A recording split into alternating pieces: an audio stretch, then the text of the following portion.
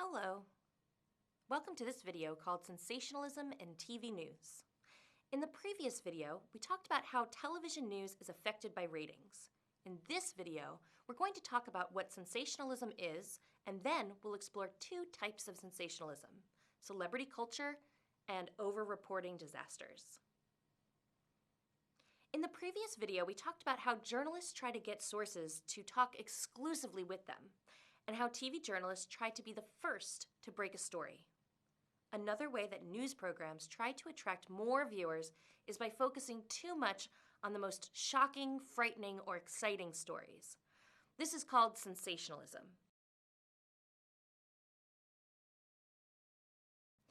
Not all stories are like a movie, but the stories that do seem like a movie generally get more viewers.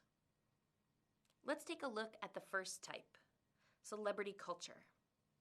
Oftentimes, events that happen to regular people like weddings, divorces, or health problems can be big news when they happen to celebrities. A celebrity is a famous person. A celebrity could be a politician like President Obama, or a well-known sports player like David Beckham, or a musician or actor like Madonna. In fact, there's even a type of journalist called paparazzi that focuses on celebrity culture. The paparazzi's job is to follow celebrities around and report on their every move. When a journalist invades the privacy of a source, like a celebrity, they aren't using the principle of humanity in their reporting. Remember, humanity means being kind to other people. Paparazzi can make a lot of money selling those pictures and stories to news programs, but it's not always the best kind of reporting. When the news focuses on the lives of celebrities and not the events that affect everyday people, this is a form of sensationalism.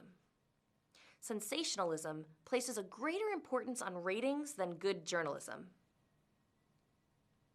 The second type of sensationalism is over-reporting on disasters. A disaster is an extreme event that involves weather, like tornadoes, tsunamis, or earthquakes, or transportation, like a missing plane or train accident, or unexpected violence, like a terrorist attack.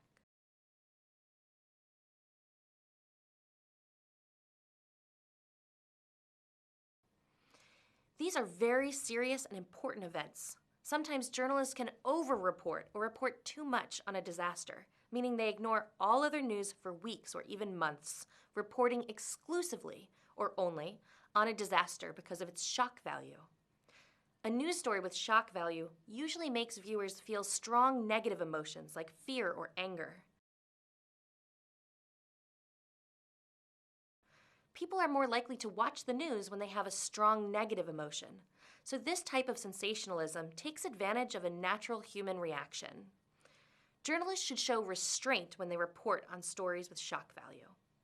For example, in the wintertime, many people watch the news for reports on possible snowstorms.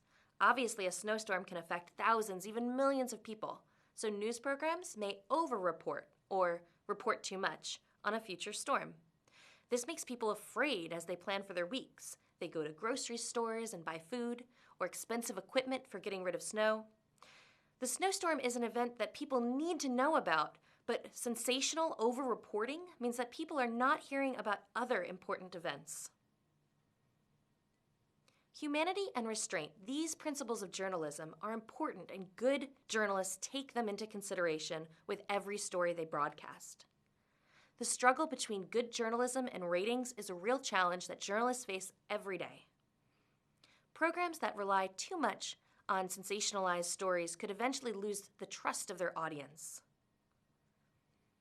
To summarize, we talked about what sensationalism is, and then we explored two types of sensationalism: celebrity culture and over-reporting on disasters. Sensationalism can work against the principles of humanity and restraint. In the next video, you'll learn about the 24-hour news cycle.